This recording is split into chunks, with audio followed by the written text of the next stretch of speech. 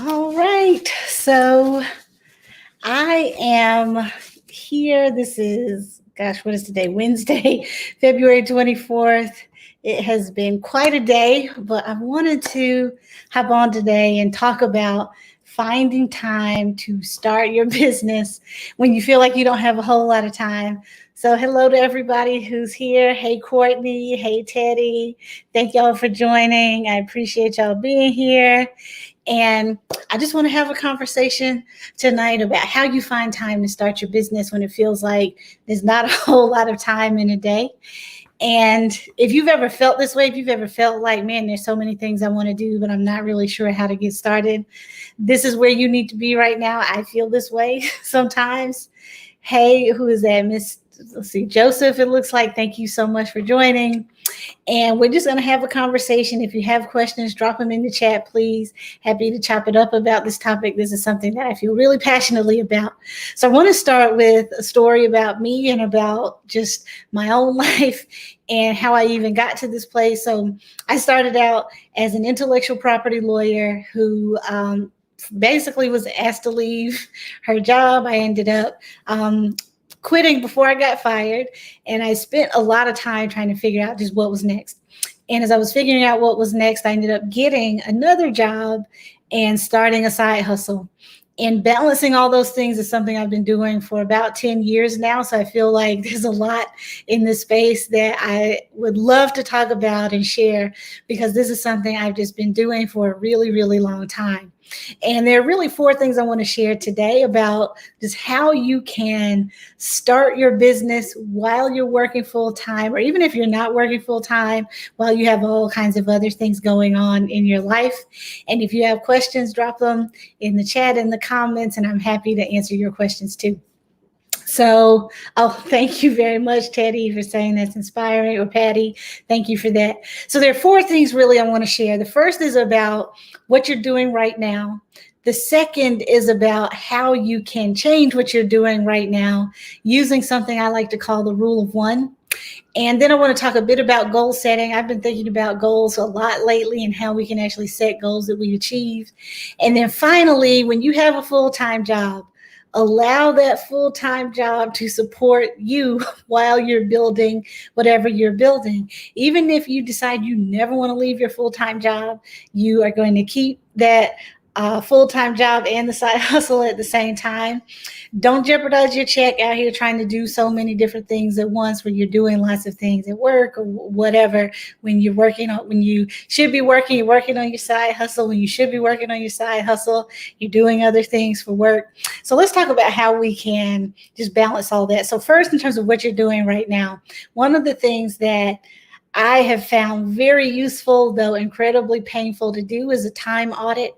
And I don't know if anybody here has ever done a time audit, but a time audit is basically where you look at all the things you're doing and you literally keep track from the moment you wake up until the moment you go to sleep. And the reason I think this is important is because you can see, like, do I have any extra hours in the day at all? And for some people, the answer to that is going to be no. There are no extra hours in the day.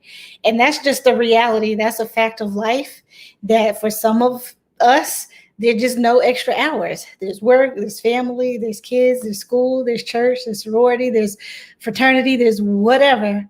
And so for some people, there's just never going to be more hours to dedicate to something else.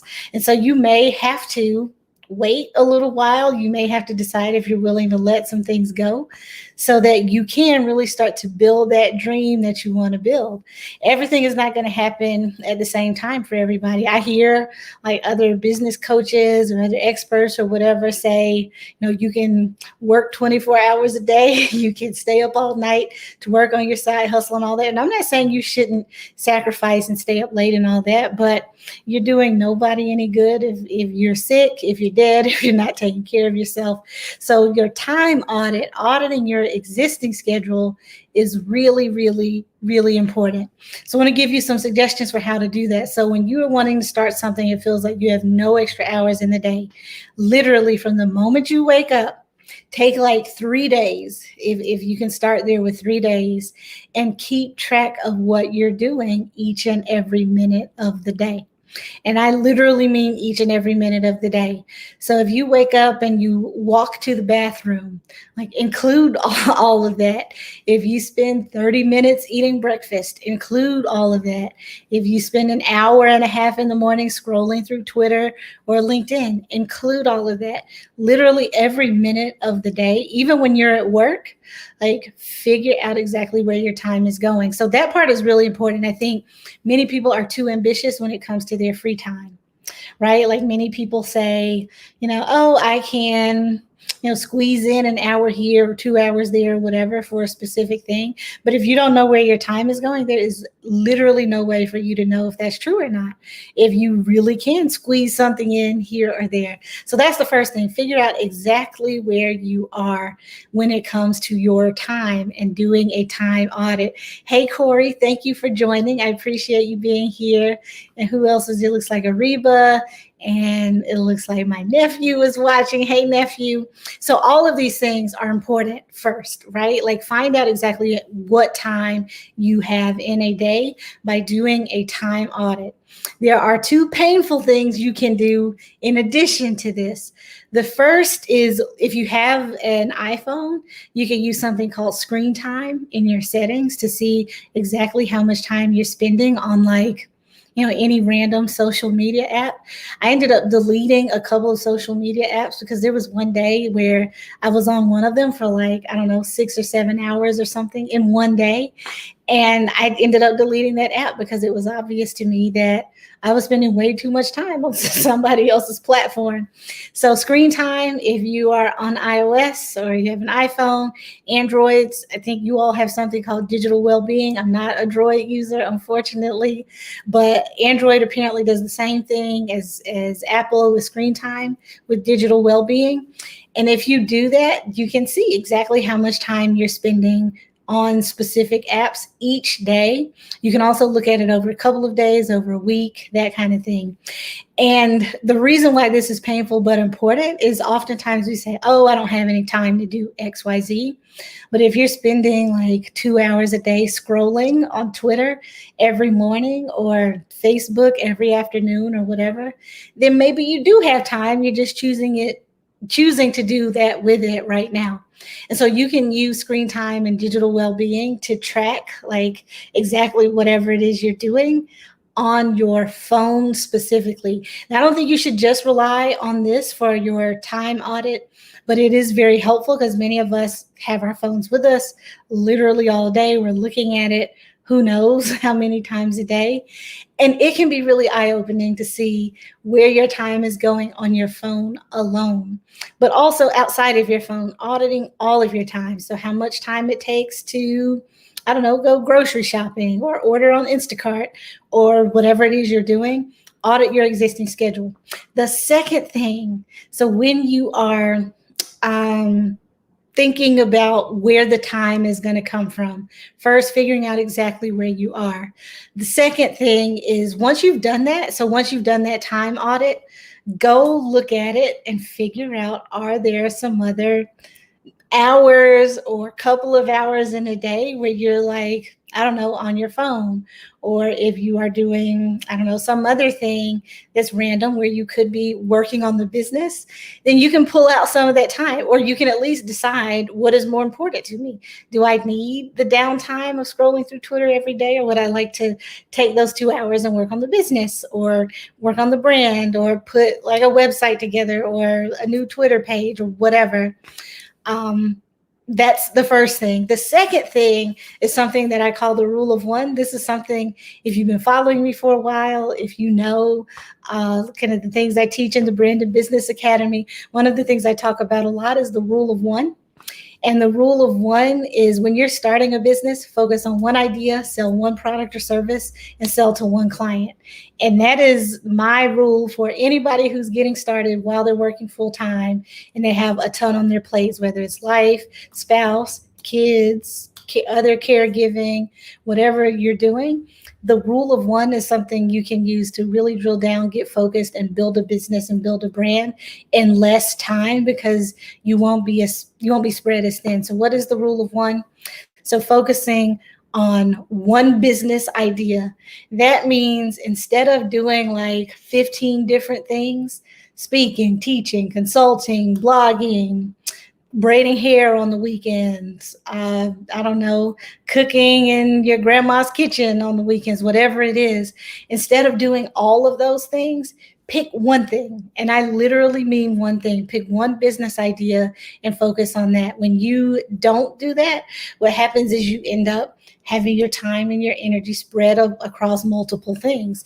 And I know there are some people who are multi-passionate who want to do lots of different things, and I get that. But just realize if you go that route, and if you go that route, hey, cool. If you like it, I love it. But if you go that route of doing lots of things, all at the same time, you will be spread very thin. It will take you longer to get from point A to point B.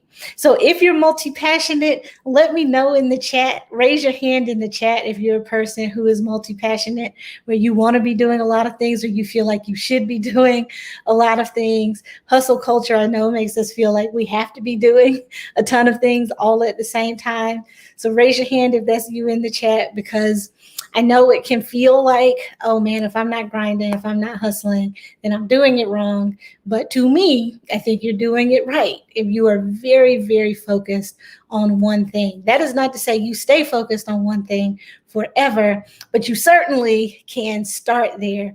Build enough systems, build enough recurring revenue, build enough of a brand where that first thing, that one thing that you started with, is a thing that will be sustainable. You'll have systems where it can run on its own at some point, and then you can go out and do some of those other things. So that's the first thing I would say. I see some people waving at me in the chat. We've got some multi-passionate people here. Thank you, Yolanda. You're a multi-passionate person. That is like I said, it is not a bad thing, but it is going to spread you very, very thin. And there are many people, especially women of color, we feel like we have to be juggling a lot all the time, but you do not have to do that. You actually can drill down, get really focused, get really good at that one thing, and do that one thing. So focus on the one business idea. Focus on one customer or client. Now, this part also is very, very challenging to do, because I don't think I've ever met an entrepreneur, a brand new entrepreneur, who doesn't say something like, oh, I want to help everybody. Oh, I want to hire everybody. Lawyers, I want to serve everybody. I want to represent everybody.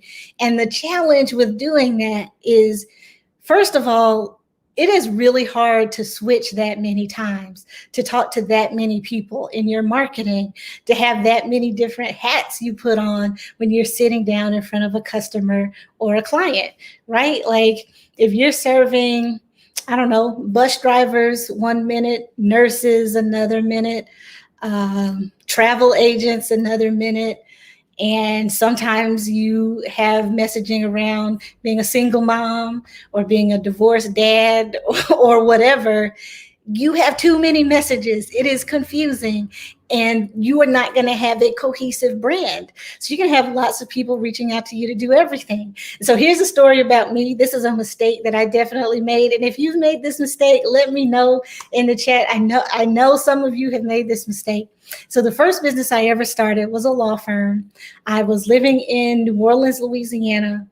Intellectual property lawyer, can do lots of different things as an IP lawyer because it is federal law. So like filing trademark applications, copyright applications, giving people counsel around federal legal issues, patent issues, whatever, those things you can do in a little bit of a different way as a lawyer.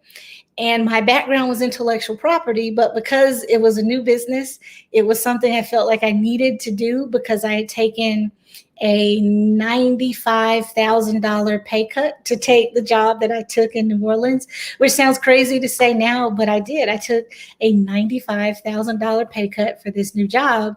And I just had a lot of bills and a lot less money. So I thought I needed to start the business because I wanted to be entrepreneurial, number one, but number two, I just needed the money. So I started this business. And because I was a lawyer, I did not teach people how to engage with me. I thought I should just take whatever came through the door. So if people needed legal assistance with a will or needed like a, I don't know, a contract or there was something I did that was really crazy, a prenuptial agreement. I had never written a prenuptial agreement in my life. I was taking anything, not just the stuff I thought I knew really well, because I thought that's what you did. You just said yes to everything, no matter what it was. I was speaking, I was consulting, I was taking on clients, I was doing all this stuff. And I was freaking exhausted because I was doing all these things and being pulled in so many different directions. And I was not teaching people how to engage with me. I was just taking anything that came through the door because I thought that's what I needed to do. And what happened was I got a few successes. I got a few awards. I made a little money, but I was exhausted and I made a ton of mistakes because I just didn't know what I was doing. And I was doing so much. I didn't even have time to sit down and think, okay, this is actually what I need to focus on. And this is the person, the ideal client I need to focus on. So I didn't do that at all. And I just ended up with way more issues than success in that business. And it went on like that for a very, very long time, an embarrassingly long time. And I just did not teach people that this was what I did. And I didn't think I could say no. And if you've ever felt that way, so when people ask you for help, if you've ever felt like you couldn't say no, I am telling you right now, it is okay to say no. In fact, put no in the chat. If this is you, if you need to learn how to say no, actually, I just don't do that. Put no in the chat for me so I know that from now on, you know that it is okay to turn work down, to turn money down, to turn opportunities down, to turn clients down if they just aren't the right client. And that was a very important thing for me as I have been creating a brand around entrepreneurship. Thank you very much for saying no on Instagram. This was very important for me as I've been working with many people, especially women and women of color, teaching people how to start businesses and how to create a solid foundation. One of the things I've been very adamant about is pick one person to sell to, just one person. And then once you find that one person, your job is to go out and find lots and lots of people who look like that one person. So you don't just find the one millennial mom who needs nutrition advice. You find that one, and then you go find 10 more very similar to that one. Then you find 100 like that one. Then you find 1,000, 10,000, 100,000, million, just like that one person. And eventually what you have is not 100,000 clients that are pulling you in 10 million different directions. But, well, if you have 100,000 clients, I guess they'd be pulling you in 100,000 different directions. But you don't have that. What you eventually have is 100,000 people who are going through something very similar, where you can create systems and processes to engage with them. And it will feel like in your marketing, when you post on social media, it will feel like to them that you are talking specifically to them. And when that happens, when it feels like you're talking specifically to them, they will be more likely to want to work with you, to engage with you.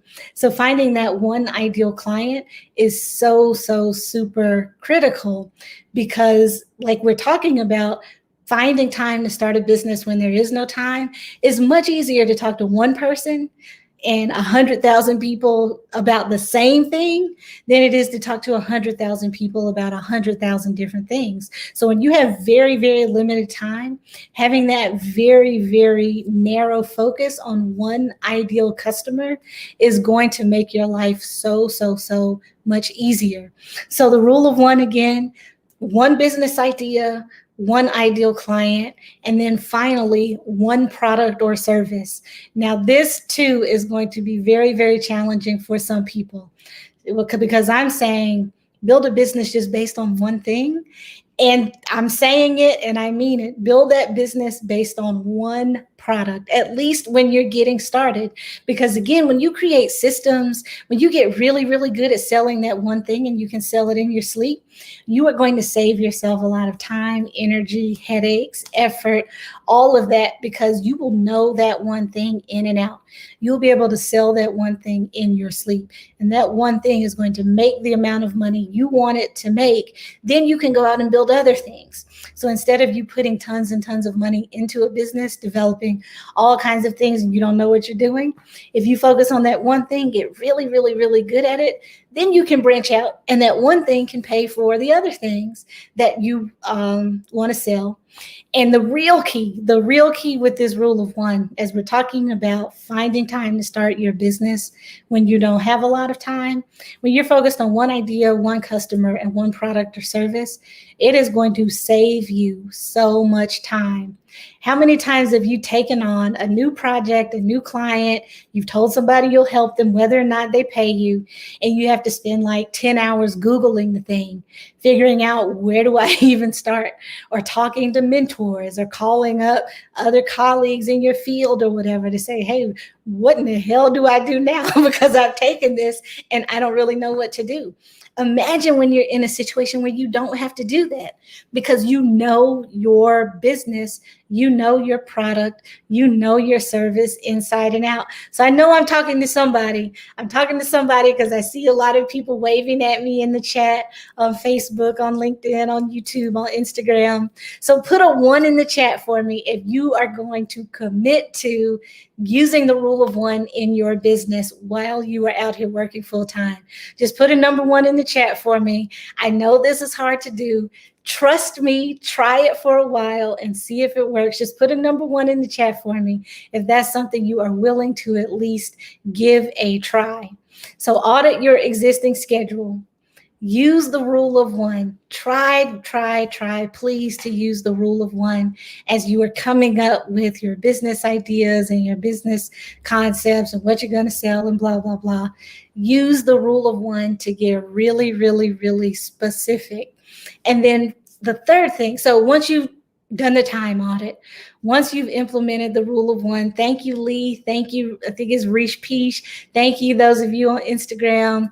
Thank you for putting that 1 in the chat for me. Once you do these things, the next thing, and this is so important, y'all. I cannot overemphasize how important this one is. Write a goal as an affirmation. Don't just write, hey, I'm going to use the rule of one to start my business or whatever. Write a goal and write it as an affirmation. And this is what I mean by this. So I don't want to get like on my like pedestal or get on my soapbox about productivity. I feel like too many people are so focused on being productive that they lose sight of the forest for the trees. We think we have to check so many things off of our to-do list every day and all of that. And I don't think that serves anybody well when you do things like that. So I'm not going to get on my soapbox about productivity and blah, blah, blah. But what I do think is important is that you have a goal. And the reason I think this is important is, it's just like when you get in your car and go somewhere, even though I know many of us are, still sheltering at home and not really going many places, maybe not going many new places at all. But when you're going somewhere new, what is the first thing we do? You put the address in the GPS, you put the address in Google Maps or in Apple Maps or whatever it is you're using. You put in the address and then you get directions. But you have to start with knowing exactly where you're going. And the same is true when you are starting a business while you're working full time. If your goal is something really broad, like start a business, or something that I did 5 years ago, I wrote twice, write a book, and that's all you say, if that is the goal, that is not going to give you enough direction to get to where you want to go. Now, it's a good start, but you really want to have an address the same way you put into Google Maps. You want to have an address that pinpoints the location where you want to go. So the thing I recommend here is to write a goal as an affirmation. And if you have ever used affirmations, or if you haven't ever used affirmations are things that I live by. I love goal setting, but where I think you really make things live is with affirmations. And so I posted recently a video on my website at shantavia.com. It's also on my YouTube channel at shantavia.tv about writing goals so that you get what you want. And there's a very simple formula you can use to write goals, and to write goals in a way that you actually get the thing that you've written. And here's how I know that this works. And I know it works because I've made all of the mistakes as it relates to goal setting many, many, many, many times. And so I know what doesn't work. And because I know what doesn't work, this is how I landed on what does work. And the story behind that is, a couple months ago, maybe like right before New Year's, I don't remember exactly when, I randomly found the goals I wrote in 2007. And what I found out later is that these were the same goals I wrote in 2017. I found the goals I wrote in 2017. They were the same goals I had written in 2016. And I was looking at them, and it was 4 things. I have only done one of those 4 things. If you visit shantavia.com, it's the most recent video on the blog, the most recent article on the blog.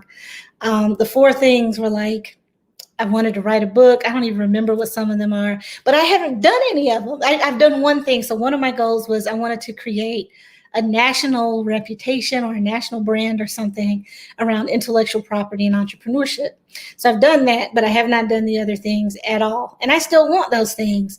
So I started thinking, like, why have I written these goals 2 years in a row, 5 years ago, 4 years ago, and I haven't done any of them yet? Like, what is going on? Because I still want these things. And academically, I know, I guess, the steps to take to get them. I just haven't done them. And so it sent me on this rabbit hole of figuring out, just like, how do you find goals? How do you write goals in a way that they actually happen? And I started doing all this research. I found this research by a professor named Dr. Gail Matthews.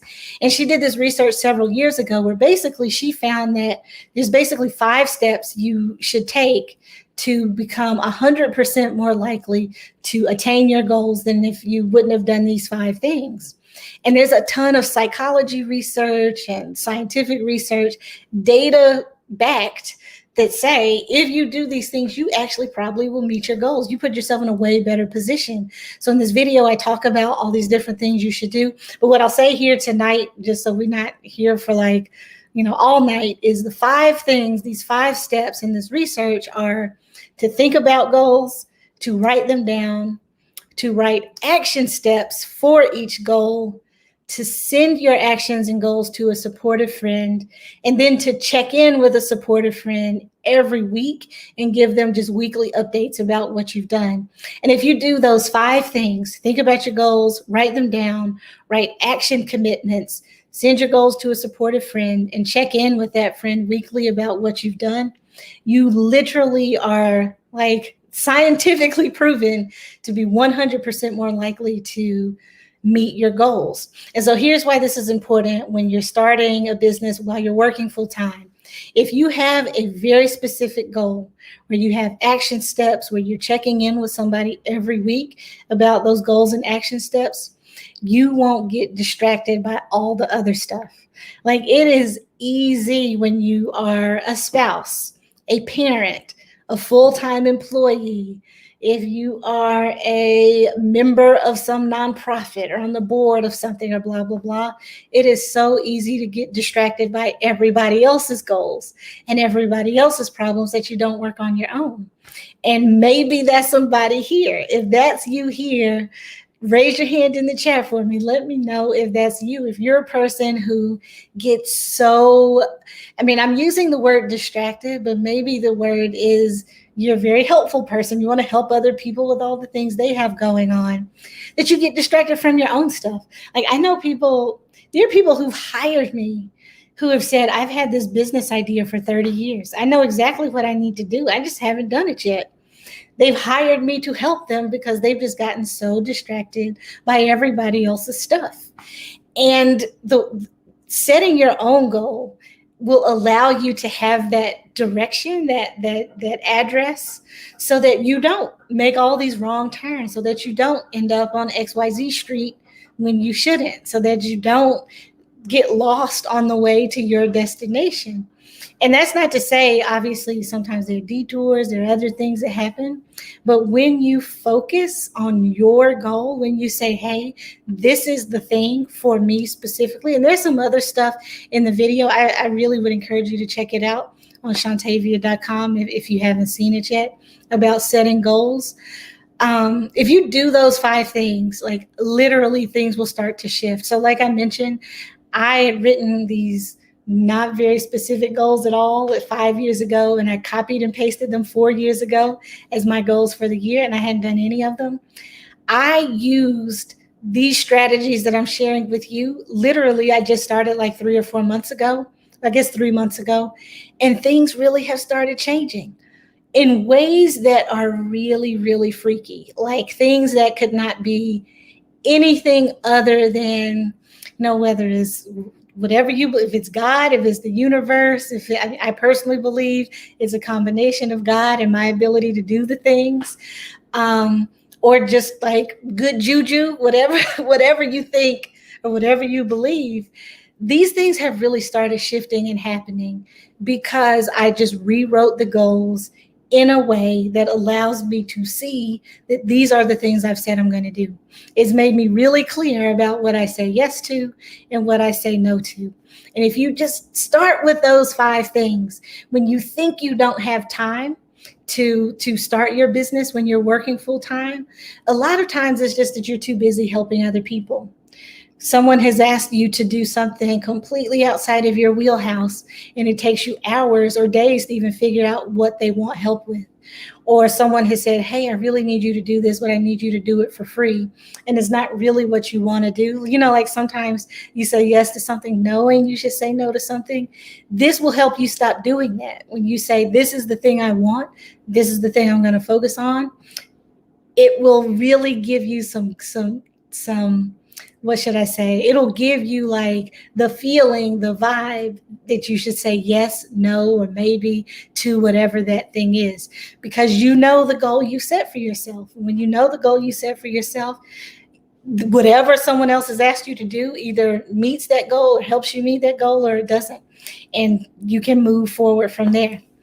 The final thing I want to say.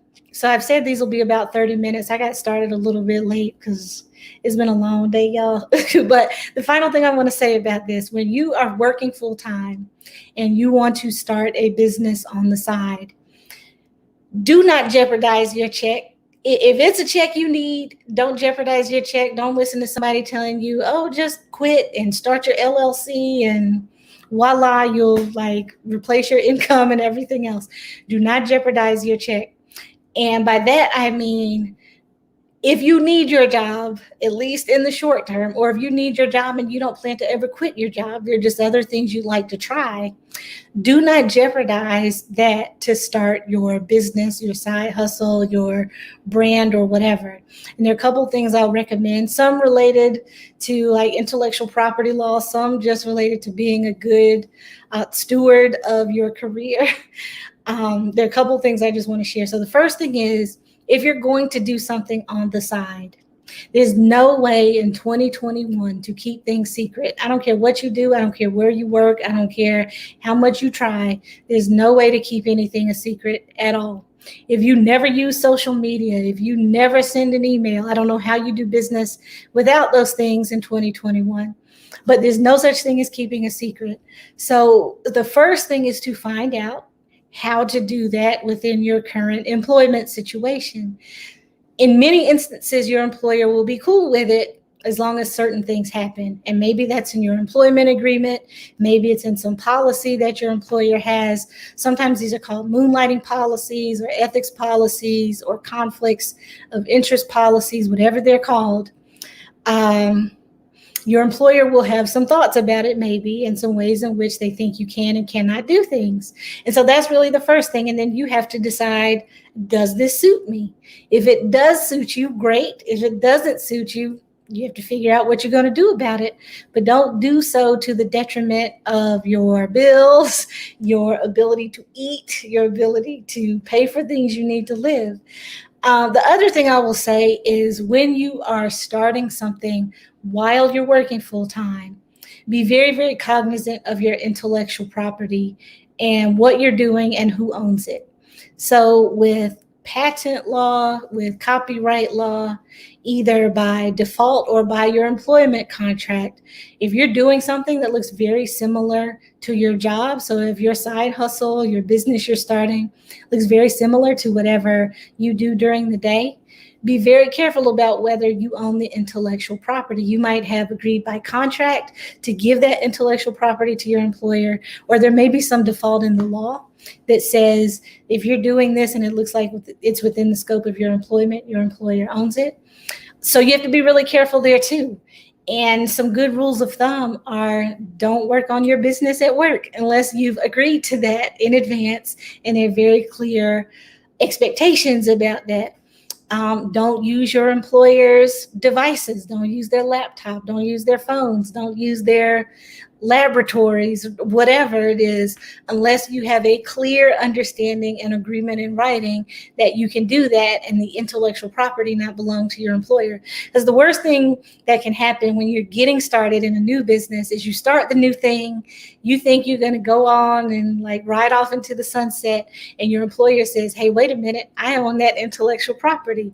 This happened just a couple months ago with Haley Page, who works for a large, or worked, I guess, past tense, I don't know if she still works for him, a large brand. And she built an Instagram account and leveraged her employer to build this huge following. I think maybe like more than 1 million followers on her Instagram account using her own name. And her employer owns that Instagram account with all those millions of followers that is her actual name, that is at Haley Page or whatever, along with some other things. And so you don't want to be in that situation where you've built something really dope, it's starting to make money, it's starting to get traction, and someone else can swoop in and say, hey, we actually own that. And so my final point, as you're getting started, especially if you feel like there's not enough time, you're definitely not going to have enough time if you don't own the stuff that you're creating. And so I wanted to share those things. If you have questions, drop the questions in the chat. I'm happy to answer whatever questions you have about just like where to find time, how to navigate all this stuff. But when you're looking for time, energy, capacity, and all that stuff to start your business while you're working full time, I do think first that auditing your time is important to see exactly where you are spending every minute of the day. This is very, very hard to do. I recommend a minimum of 3 days. 5 days is probably ideal, though, to audit your time to figure out exactly where you are spending time. And then you'll have to decide within where you're spending your literal entire day, including sleeping, where you can pull some time away to start your business. And it might be the hour or two when you usually are scrolling, or the hour or two when you're watching whatever you're watching on Netflix, or the hour or two when you're just like sitting around. You'll have to decide what you're going to pull away from. But auditing your time is the first step. And don't just try to like spitball it or estimate just kind of where you think you may have time after work or after the children go to sleep or this, that, or blah, blah, blah. Really do a time audit and use screen time on Apple devices or digital well-being on Android. There's also an app called, I think, Rescue Time is what it's called, where like it will automatically keep track of what you're doing every moment of the day. And I think it's called Rescue Time. I've never used it, but I've seen some people who use it with, pretty good success or whatever. But auditing your time is important. I would also say use the rule of one. So focusing on one business idea, one customer, and one product. If you do not have a lot of time because you have a job and or a family and other obligations, the rule of one is something that is truly going to help you. It seems counterintuitive as you feel like you need to make money, you need to be on social media posting all the time or whatever. But trust me when I say the rule of one works. And one thing too about social media, you don't have to be everywhere all the time. You do not. You don't have to be on Twitter all day and then posting on LinkedIn 4 and 5 times a day, then on Instagram, on Facebook, on YouTube, blah, blah, blah. You can pick one You can pick one platform, master that one, and make it the one where your ideal audience is, where your target audience is, and your ideal clients. So the people who you think are going to buy from you, the people who you think are going to be really interested in you, go to where they are and just be on that one platform. And then as you get more time and you create more systems, leverage that one piece of content or that one social platform on other places. So like me right now, I am doing this one time. I am going live one time on Wednesday at 9 p.m. Eastern Standard Time, but I'm on Instagram on one device. I'm on Facebook, LinkedIn, and YouTube on another device.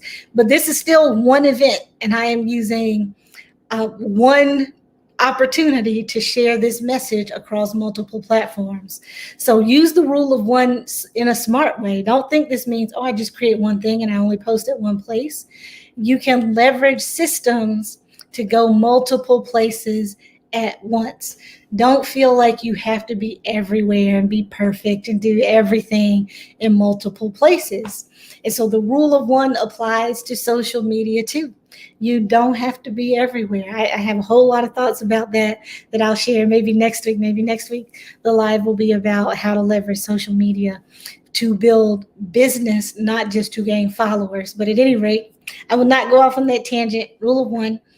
Then next, make sure you write your goals as affirmations and use the strategies from Dr. Gail Matthews to have goals, write them down, write action steps, share the goals and action steps with a supportive friend, and then check in with that supportive friend every week. Now, if you do not have a supportive friend or you feel a little funny about sharing with some of us have friends that maybe we shouldn't even use the word friends with. If you don't have a supportive friend, you can be my supportive friend. I can be your supportive friend. If you would like to send your weekly goals and check-ins to me, you can text the word accountable to 864-651-9920. 864-651-9920, and I'll be your supportive friend. You can check in with me every week about your goals, your action steps, and the steps you've taken. And, we can roll with it like that. My goal is to really be helpful to you and to help you get the goals that you have, to help really dope people create amazing businesses and brands. So do that. Write your goals as affirmations and make sure you check in with a supportive friend weekly.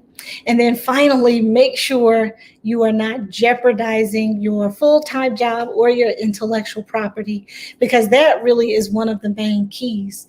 Like maybe you can negotiate that you work on this other thing a couple of hours a week or whatever. That actually can be good for a lot of employers. More and more employers are allowing the employees they have to build their own businesses and brands outside of the employer, because it's good for business. When more people know who the employee is, it can be good for the employer. So you may be able to negotiate spending a few hours a week on your business during the day, or whatever the case might be. But also be really, really careful with your intellectual property. All right, so if there aren't any questions, if y'all don't have any questions, then we're going to end it here. I will be going live every Wednesday at 9 p.m. Eastern Standard Time, talking about things that you need to know as you grow your business and grow your brand. Make sure you follow me, connect with me, turn on the notifications, do all the things so you can get a reminder when I go live again. Thank y'all for joining, and I hope to see you next Wednesday.